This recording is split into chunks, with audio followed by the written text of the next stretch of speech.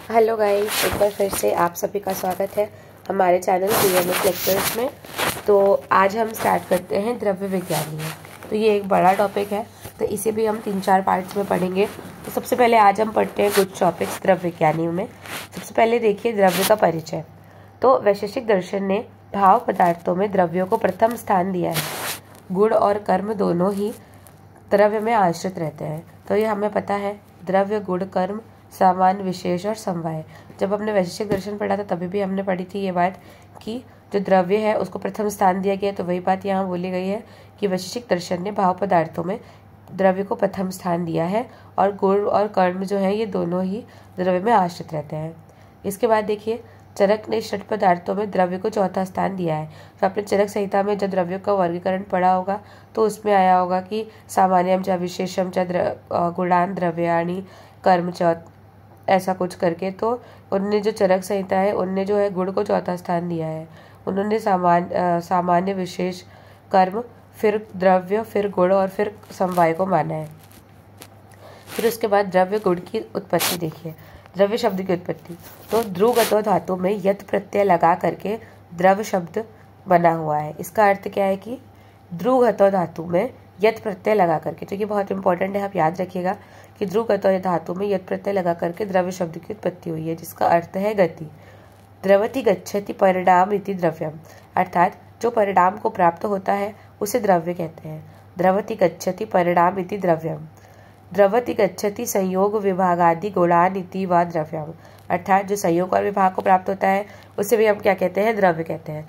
तो जो परिणाम को प्राप्त होता है या फिर जो संयोग और विभाग को प्राप्त होता है, दोनों ही डेफिनेशंस अगर आप चाहें तो आप याद कर सकते हैं, बहुत इंपॉर्टेंट है द्रव्य की व्युत्पत्ति की। उसके बाद आगे देखिए, द्रव्य के लक्षण की बात आती है। तो वैशेषिक दर्शन के अनुसार क्रियावत समवायी कारणम इति द्रव्य लक्षणम, तो इसका मतलब क्या है, क्रिया और गुण युक्त एवं समवायी कारण ये द्रव्य के लक्षण होते हैं। तो क्रिया और गुण युक्त एवं समवायी कारण ये द्रव्य के लक्षण होते हैं। यह पहले ही पढ़ चुके हैं कि द्रव्य में मतलब गुण और कर्म जो है वो समवायी कारण से रहते हैं। तो देखिए, क्रिया और गुण की बात करी जा रही, क्रिया और गुण जो है वो समवायी कारण से द्रव्य में रहते हैं। इसका क्या अर्थ है कि क्रिया और गुण सदैव द्रव्य में ही आश्रित होते हैं। क्रिया और गुण या कर्म पर आश्रित नहीं रहते हैं, मतलब आपस में एक दूसरे पर आश्रित रहते हैं, ये द्रव्य पर आश्रित रहते हैं। यहाँ क्रिया द्रव्य के आश्रित रहती है ऐसा कहा गया है, परंतु किसी सर्वव्यापी द्रव्य जैसे आकाश, काल, दिशा आदि को छोड़कर सभी द्रव्यों में रहती है, ऐसा समझना चाहिए। उसके बाद नेक्स्ट देखिए, समवायी कारण के बारे में बताया गया है। द्रव्य को समवायी कारण कहा गया है। यहाँ गुण और कर्म का समवायी कारण है ऐसा अर्थ लेना चाहिए। समवायी कारण का मतलब क्या है, नित्य संबंध, मतलब ऐसा नहीं होगा कि द्रव्य में सिर्फ गुण है या सिर्फ कर्म है, होंगे तो दोनों ही होंगे विद्यमान, ठीक है। फिर उसके बाद देखिए, चरक संहिता के अनुसार डेफिनेशन क्या बताई गई है। तो यत्र आश्रितः कर्म गुणाः कारणम समवाय यत तद द्रव्यम। चरक सूत्र अध्याय 1 दीर्घन जीवती अध्याय जब आपने पढ़ा होगा तो उसमें आपने पढ़ा होगा कि जो द्रव्य है इसमें गुण और कर्म जो है समवायी संबंध से रहते हैं। वही बात यहाँ पर कही जा रही है, यत्र आश्रितः कर्म गुणाः कारणम समवाय यत तद द्रव्यम। उसके बाद देखिए, इन्होंने अलग अलग आचार्यों के अनुसार डेफिनेशन बताई है। तो ये भी आप चाहे तो याद कर सकते हैं, एग्जाम में जब लिखने के लिए आता है तो बहुत अच्छा रहता है कि द्रव्य की व्युत्पत्ति क्या है। छोटे छोटे श्लोक है, इतना कुछ इस पर डिफिकल्ट नहीं है। जैसे सुश्रुत ने देखिए क्या बताया है, द्रव्य लक्षणम ध्रुव क्रियावत क्रिया गुणवत समवायी कारणम इति। सुश्रुत सूत्र स्थान अध्याय 40 का 3रा श्लोक, जिसमें क्रिया और गुण रहते हैं, जो समवायी कारण है उसे द्रव्य कहते हैं। इसके बाद भाव प्रकाश ने देखिए क्या बताया है, रसादीनाम पंचानाम भूतानाम यद्र आश्रय भूतम तद द्रव्यम, अर्थात रसादि गुण यानी रस, गुण, वीर्य, विपाक, कर्म का जो आश्रय है उसे क्या कहते हैं, द्रव्य कहते हैं। यहाँ पे अपन को पता है कि रस, गुण, वीर्य, विपाक और कर्म ये सभी जो है वो द्रव्य में ही होते, द्रव्य में ही आश्रित रहते हैं। तो वही बात हो रही है, रसादीनाम पंचानाम भूतानाम यद्र आश्रय भूतम तद द्रव्यम। इसके बाद देखिए, द्रव्यों का वर्गीकरण, ये क्वेश्चन 10 मार्क्स में आता है, बहुत इंपॉर्टेंट है, द्रव्यों का वर्गीकरण आता ही आता है। उसके बाद देखिए, कारण और कार्य द्रव्य। सबसे पहले इसका वर्गीकरण किसमें किया गया है, 2 पार्ट्स में, कारण द्रव्य और कार्य द्रव्य। तो कारण द्रव्य क्या होते हैं, वे द्रव्य जिनसे कार्य द्रव्य की उत्पत्ति होती है वे कारण द्रव्य होते हैं। कारण द्रव्य मतलब कॉज, है ना। तो वो द्रव्य जिनसे बाकी कार्य द्रव्यों की उत्पत्ति होती है उन्हें हम क्या बोलते हैं, कारण द्रव्य। कारण द्रव्य क्या होते हैं, नित्य होते हैं। कारण द्रव्य 9 होते हैं। कौन कौन से, पृथ्वी, जल, अग्नि, वायु के परमाणु, आकाश, काल, दिशा, आत्मा और मन। इनको याद करने के लिए आप नीचे जो श्लोक दिया है वो याद कर सकते हैं। खादिन्य आत्मा मना कालो दिशष्ट द्रव्य संग्रह। जनक सूत्र अध्याय 1 का यही श्लोक, ये भी श्लोक है। जनक सूत्र अध्याय 1 दीर्घ जीवती अध्याय के अगर आप सभी श्लोक याद कर लें तो आपको लगभग सब सब्जेक्ट्स में बहुत बेनिफिशियल रहेगा। देखिए, खादिन्य आत्मा मना कालो दिशष्ट द्रव्य संग्रह याद कर लीजिएगा, इससे आपको 9 कारण द्रव्य याद हो जाएंगे। बार बार पूछे जाते हैं इसलिए इसको स्किप मत करिएगा। इसके बाद देखिए कार्य द्रव्य। कारण द्रव्यों से उत्पन्न होने वाले द्रव्यों को कार्य द्रव्य कहते हैं। तो जस्ट उसका रेसिप्रोकल डेफिनेशन यहाँ पर दिया हुआ है। कार्य द्रव्य अनित्य होते हैं। उदाहरण पृथ्वी, जल, अग्नि और वायु महाभूत। ठीक है, महाभूतों की बात करी जा रही है, याद रखिएगा। घट पट आदि ये सब क्या है, कार्य द्रव्य है।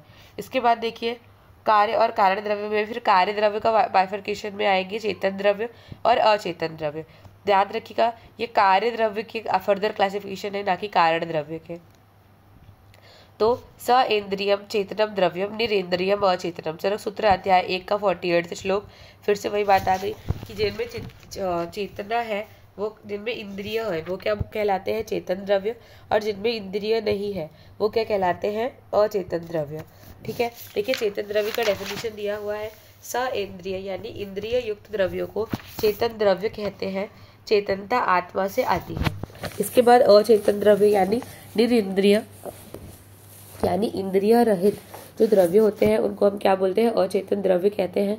आत्मा की अनुपस्थिति में चेतनता नष्ट हो जाती है। ठीक है, उसके बाद देखिए नीचे, तो उसके बाद फिर से पहले एक बार आप ना ये टेबल याद कर लीजिएगा, इससे आपको बहुत इजी पड़ेगा कि किसका क्लासिफिकेशन कहाँ पर है। जैसे द्रव्य में सबसे पहले द्रव्य के 2 पार्ट्स, कारण द्रव्य और कार्य द्रव्य।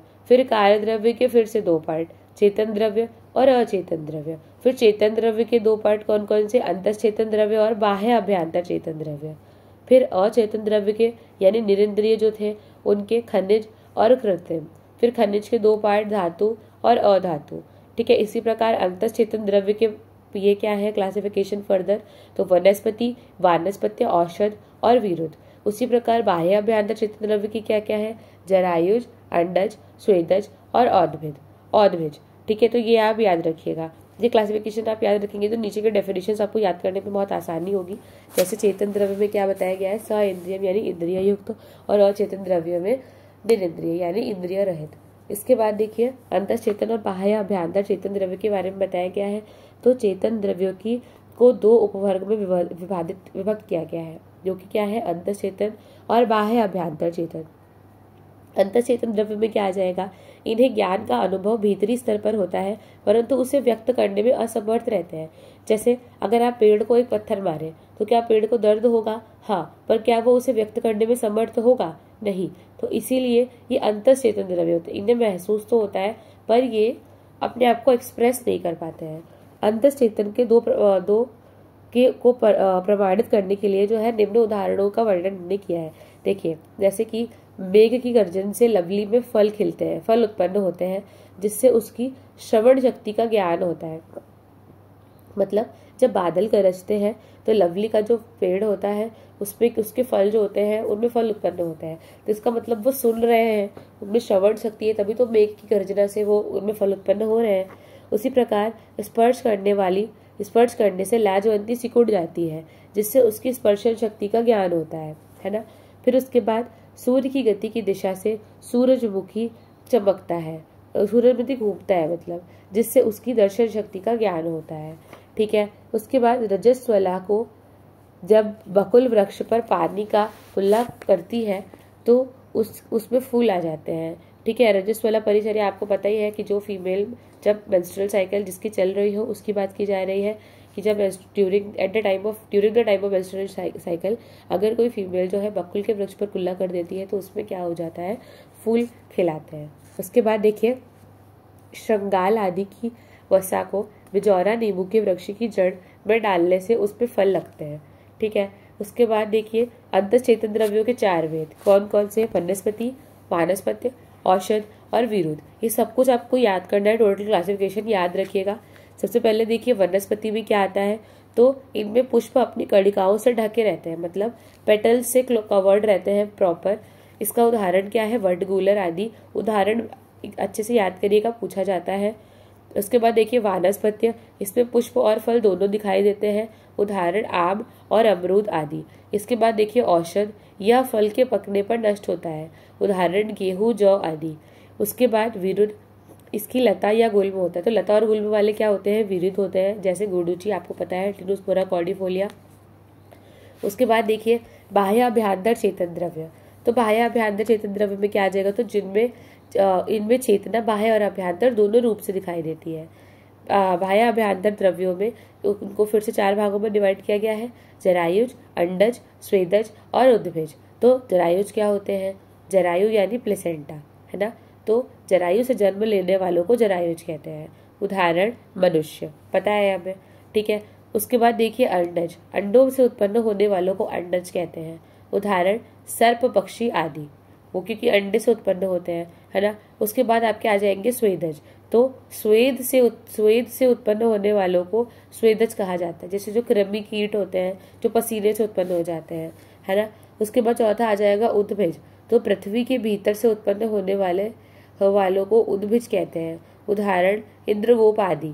उसके बाद खनिज और कृत्रिम द्रव्य, ठीक है, हमने पढ़ा था खनिज और कृत्रिम जो थे किसके बाइफरकेशन थे, तो अचेतन द्रव्यों के थे खनिज और कृत्रिम, ठीक है। तो अब देखिए खनिज और कृत्रिम द्रव्यों के बारे में क्या बताया गया है कि अचेतन द्रव्यों को 2 वर्गों में बांटा जा सकता है, खनिज और कृत्रिम। खनिज क्या होते हैं, पृथ्वी को खोद कर प्राप्त होने वाले द्रव्यों को खनिज कहते हैं। उदाहरण लौह, ताम्र आदि। कृत्रिम क्या होते हैं, मनुष्य द्वारा बनाए गए द्रव्य को कृत्रिम कहते हैं। उदाहरण प्लास्टिक आदि। इसके बाद देखिए धातु और अधातु। तो खनिज द्रव्यों के 2 भेद होते हैं, धातु और अधातु। उसके बाद आयुर्वेदिक ग्रंथों में वर्णित किए गए अन्य भेद। तो ये अब हमारा टोटल क्लासिफिकेशन जो है ये वाला ये कंप्लीट हो गया है। अब इसके अलावा और द्रव्यों की क्लासिफिकेशन में क्या बात आई है उसके बारे में हम बात करेंगे। जैसे देखिए सबसे पहले बताया गया है योनि भेद से, यानी उत्पत्ति भेद से। तो याद रखिएगा कि चाहे योनि भेद से बोले चाहे उत्पत्ति भेद से बोले, आपको एक ही चीज बतानी है, ठीक है। तो योनि भेद से क्या द्रव्यों के बारे में बताया गया है, तो जांगम द्रव्य, औद्भिद द्रव्य और भौम द्रव्य, ठीक है। तो जांगम द्रव्य क्या होते हैं, याद रखिएगा, जांगम, औद्भिद और भौम, ये योनि भेद से या फिर उत्पत्ति भेद से द्रव्यों का वर्गीकरण बताया गया है। सबसे पहले देखिए जांगम द्रव्य। तो जांगम प्राणियों से प्राप्त होने वाले द्रव्यों को जांगम द्रव्य कहते हैं, है ना। फिर औद्भिद द्रव्य, तो जो द्रव्य पृथ्वी से बाहर निकलते हैं अर्थात वानस्पतिक द्रव्यों को औद्भिद द्रव्य कहते हैं। उदाहरण जरूर याद रखिएगा, गेहूं, यव आदि, ठीक है। उसके बाद ये जो जांगम द्रव्य है इसके एग्जाम्पल में गोरोचन भी आता है, ये भी याद रखिएगा, ठीक है। उसके बाद मतलब जो कि जानवरों से जांगम प्राणियों से प्राप्त होते हैं, तो गोरोचन जो है जांगम द्रव्यों के उदाहरण स्वरूप आता है, ठीक है। उसके बाद देखिए भौम द्रव्य, तो पृथ्वी से प्राप्त होने वाले द्रव्यों को भौम द्रव्य कहते हैं। उदाहरण लौह, पारद, गंधक आदि। उसके बाद देखिए प्रयोग भेद से द्रव्यों के प्रकार। तो प्रयोग भेद से द्रव्यों के प्रकार में 2 प्रकार आएंगे, औषध और आहार द्रव्य। याद रखिएगा, प्रयोग भेद से औषध और आहार द्रव्य। औषध द्रव्य क्या होते हैं, इनके प्रयोग शरीर में शीत, उष्ण, स्निग्ध, रुक्ष गुणों को उत्पन्न करता है। और आहार द्रव्य क्या होता है, इनका प्रयोग शरीरस्थ धातुओं का पोषण करता है। उसके बाद देखिए दोष कर्म यानी प्रभाव भेद से द्रव्यों के प्रकार। तो ये श्लोक फिर से याद रखिएगा, किंचित दोष प्रश्नम, किंचित धातु प्रदूषणम, स्वस्थ व्रतम मतम, किंचित त्रिविधम द्रव्यम उच्यते। चरक सूत्र अध्याय 1, ठीक है। उसके बाद देखिए दोष कर्म भेद से जो है द्रव्यों के प्रकार, तो दोष प्रशमन, धातु प्रदूषक और स्वस्थ कारक, ठीक है। तो दोष प्रशमन द्रव्य कौन कौन से आ जाएंगे, दोषों का शमन करने वाले या जो होते हैं उनको क्या बोलते हैं, दोष प्रशमनम। उदाहरण जो है गुडुचि क्या है, त्रिदोष शामक। उदाहरण सबके बहुत इंपॉर्टेंट है, जरूर याद रखिएगा। और ये श्लोक भी, किंचित दोष प्रशमनम, किंचित धातु प्रदूषणम, स्वस्थ व्रतम मतम, किंचित त्रिविधम द्रव्यम उच्यते, ठीक है। तो दोष प्रशमन द्रव्य का उदाहरण क्या हो गया, गुडुचि जो कि त्रिदोष शामक है। धातु प्रदूषक द्रव्य, द्रव्यों को दूषित करने वाले द्रव्यों को क्या बोलते, धातुओं को दूषित करने वाले द्रव्य को क्या बोलते हैं, धातु प्रदूषक द्रव्य। उदाहरण विष। फिर स्वस्थ कारक द्रव्य क्या होते हैं, शरीर को स्वस्थ अवस्था में बनाए रखने के लिए जिस द्रव्य का उपयोग होता है उसे स्वस्थ कारक द्रव्य कहते हैं। ठीक है। स्वस्थ हित द्रव्य कहते हैं, उदाहरण गेहूं और शाले चावल। ठीक है। उसके बाद रस भेद से द्रव्यों के प्रकार। तो रस भेद से द्रव्यों के प्रकार क्या क्या आ जाएंगे, तो देखिए मधुर स्कंद, लवण स्कंद, तिक्त स्कंद, आम्ल स्कंद, कटु स्कंद और कषाय स्कंद। ये 6 स्कंद है, 6 रस है, उनके सभी के स्कंद जो है वो इसमें आएंगे। सबसे पहले देखिए मधुर स्कंद। तो हमको पता है मधुर स्कंद यानी मधुर उसकी औषधियाँ। ठीक है। तो जिसमें आपने जीवनीय गढ़ पढ़ा होगा, जीवनी गढ़ की औषधियाँ। ठीक है। तो इसमें जीवक, ऋषभक, मेधा, महामेधा, काकोली, चीरकाकोली, वो सारे आप लिख सकते हैं इसमें 10 के 10 जो है महाकषाय जीवनीय गढ़ के। फिर उसके बाद देखिए अम्ल स्कंद। अम्ल स्कंद में जितनी भी खट्टी चीज़ें आपको पता है, जैसे आम्र, आम्रतक, है ना। उसके बाद वृक्षाम्ल, अम्ल वेतस, बदर, डारे, मातुलिंग, गंडीर। ठीक है। आम्लक, तिंडटितक और दंत शठ। ठीक है। फिर उसके बाद लवण स्कंद में देखिए, लवण स्कंद में बताया सैंधव लवण, सौवर्चल लवण, काला नमक, विड़ नमक, सामुद्र लवण। जो 5 प्रकार के लवण बताए गए हैं वो आप इसमें लिख सकते हैं। इसके बाद कटु स्कंद में पिपली, पिपली मूल, हस्त पिपली, चव्य चित्रक, मरीच, ये सब आप लिख सकते हैं। तिक्त स्कंद में आप चंदन और निम्ब लिख सकते हैं, है ना। हरिद्रा, दारू, हरिद्रा, किरा, तिक्त, ये सब लिख सकते हैं। कषाय स्कंद में आप प्रियंगु, अनंता, अनंत मूल, है ना, आम्र अस्थि, अम्बशिष्टिकी, लोद्र, समंगा, मोचरस, ये सब लिख सकते हैं। धात के पुष्प वगैरह जो है कषाय स्कंद में आप लिख सकते हैं। उसके बाद देखिए आहार द्रव्यों का आहार द्रव्य भेद से वर्णन किया गया है। तो आहार द्रव्यों को 12 प्रकार से इनने बांटा है।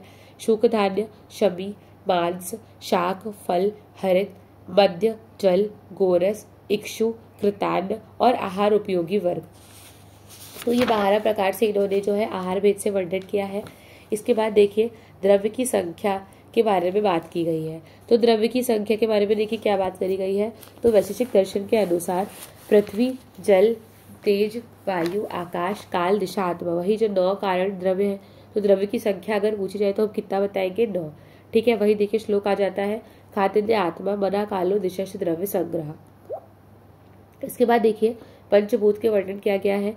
तो भूत शब्द की व्युत्पत्ति के बारे में बताया गया है कि भूत शब्द भू धातु में कत प्रत्यय लगाने से बना है। तो ये याद रखिएगा कि ध्रुवकत धातु में यत प्रत्यय लगाने से द्रव्य बना है और भू धातु में कत प्रत्यय लगाने से क्या बना है, भूत शब्द की उत्पत्ति हुई है। ठीक है। इसके बाद देखिए मुक्तावली के अनुसार बाह्य इंद्रिया ज्ञान इंद्रियों के द्वारा ग्रहण कर सकने वाले शब्दादि विषय गुण जिनमें हो वे क्या होते हैं, भूत होते हैं।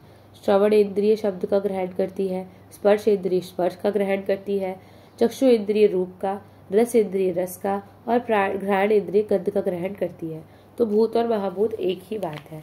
इसके बाद देखिए षष्ठ्योत्पत्ति क्रम के बारे में बताया गया है। तो अलग अलग जो है उपनिषदों के द्वारा, दर्शनों के द्वारा जो है यहाँ पर षष्ठ्योत्पत्ति क्रम बताया गया है। तो सबसे पहले देखिए तैत्तिरीय उपनिषद के अनुसार षष्ठ्योत्पत्ति क्रम। तो इसमें आपको कुछ नहीं, ये टेबल याद करनी है कि ब्रह्मा यानी परमात्मा से आकाश की उत्पत्ति हुई, आकाश से वायु की, वायु से अग्नि की, फिर जल, पृथ्वी, औषध, अन्न और पुरुष। ये सब 6 आप याद कर लीजिएगा। तो ये जो आपका लिखा हुआ है पूरा थ्योरी में यही इसी टेबल का लिखा हुआ है। तो मेनली आपको ये टेबल याद करनी है तैत्तिरीय उपनिषद में षष्ठ्योत्पत्ति क्रम के अनुसार। तो ब्रह्म, आकाश, वायु, अग्नि, जल, पृथ्वी, औषध, अन्न और पुरुष। ठीक है। इससे ज़्यादा इसमें कुछ नहीं याद करना है। उसके बाद देखिए न्याय और वैशेषिक दर्शन के अनुसार। ठीक है। तो न्याय और वैशेषिक दर्शन ये हम दर्शन में भी पढ़ चुके हैं और यहाँ पर जो है रिपीट हो रहा है कि वैशेषिक दर्शन के अनुसार विश्व की सभी वस्तुएं जो है 4 महाभूतों से बनी हुई है। ये पहले भी वैशेषिक दर्शन ने बताया था। आकाश को इसलिए नहीं बताया गया क्योंकि वो क्या है, नित्य और विभू है। तो ये बात हम पहले भी पढ़ चुके हैं, याद होगी आपको। उसके बाद परमाणुओं के संयोग और वियोग से वस्तुओं की क्रमशः उत्पत्ति और विनाश होता है। तो ये हमने पढ़ा था और आपको पता भी है कि जब किसी का संयोग और किसी का विभाग होगा तभी तो उसका क्रम, किसी चीज़ की उत्पत्ति और किसी चीज़ का विनाश होगा ना। तो वही बात यहाँ पर बताई गई है। परमाणुवाद के अनुसार कारण के गुण पूर्वक ही कार्य के गुण होते हैं और इसीलिए जैसे गुण परमाणु में होंगे वैसे ही गुण उनसे बनी वस्तुओं में। ऑब्वियस सी बात है कि अगर जो है जो भी चीज़ लोहे में, अगर लोहे में कोई गुण है तो उससे बनी जो भी वस्तु है उनमें भी वही गुण होंगे। ठीक है। तो वही बात यहाँ पर बताई गई है। उसके बाद देखिए क्या बताया गया है कि वायु परमाणुओं में चलन उत्पन्न होता है।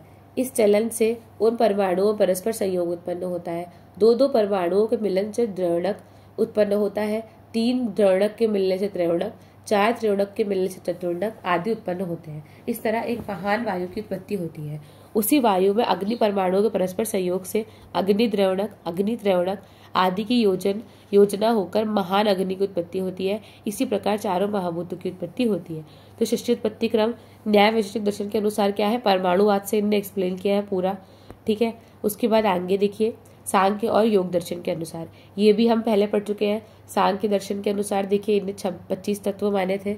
तो प्रकृति और पुरुष, जिससे महत की उत्पत्ति हो रही थी, महत से अहंकार की उत्पत्ति हो रही थी, अहंकार से सात्विक अहंकार, राजसिक अहंकार और तामस अहंकार की उत्पत्ति हो रही थी, और फिर सात्विक अहंकार और राजसिक अहंकार से 5 ज्ञानेंद्रिया, 5 कर्मेंद्रिया और मन की उत्पत्ति हो रही थी।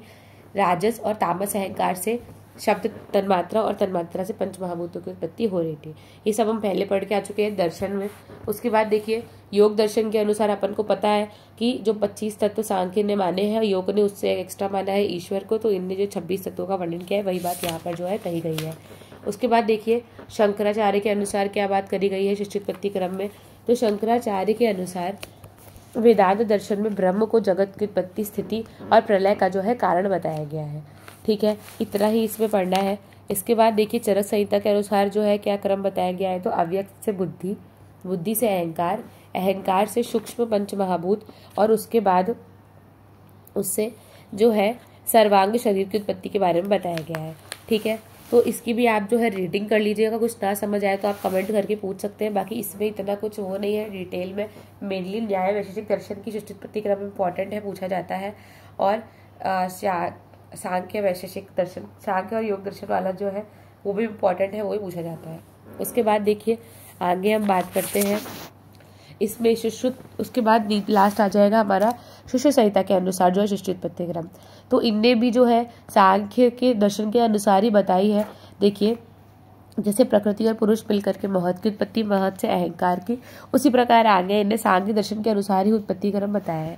लेकिन सुश्रुत ने एक चीज का वर्णन किया है, शिलापुत्रक न्याय। ये काफी इंपॉर्टेंट है। देखिए शिलापुत्रक न्याय क्या होता है। एक बड़ी शिला या पत्थर के टुकड़े करने जाने पर पत्थर के गुण उसके टुकड़ों में भी आ जाते हैं। इसी तरह त्रिगुणात्मक अव्यक्त से गुण, महत आदि की उत्पत्ति होती है ना। तो जैसे प्रकृति और पुरुष से आगे उत्पत्ति हो रही है और उनमें वही सेम गुण उत्पन्न प्रेजेंट है। तो ये बात यहाँ पर बताने की कोशिश कर रहे हैं कि अगर एक शिला है उसमें जो गुण होंगे, उससे जो बनी चीजें हैं उनमें भी वही गुण धर्म होंगे। तो ये बात शिलापुत्रक न्याय की जो है सुश्रुत संहिता में बताई गई, सुश्रुत ने बताई है। फिर उसके बाद देखिए ये संपूर्ण 24 तत्व होते हैं, और ये 24 जो होते हैं जड़ तत्व होते हैं, ठीक है। और जो केवल पुरुष है वो चेतन है, बाकी जितने भी बताया गया वो पूरा क्या है, जड़ है, ठीक है। उसके बाद अब यहाँ से जो है हम नेक्स्ट क्लास में बात करेंगे पंच महाभूतों के लक्षण एवं गुण से। अगर आपको कोई भी टॉपिक इसमें नहीं समझ आया हो, कोई भी डाउट हो, तो प्लीज़ कमेंट करके मुझे बताएं। अब हम मिलते हैं नेक्स्ट वीडियो में। अगर आपको ये वीडियो पसंद आया हो तो please like, share and subscribe my video. Thank you so much.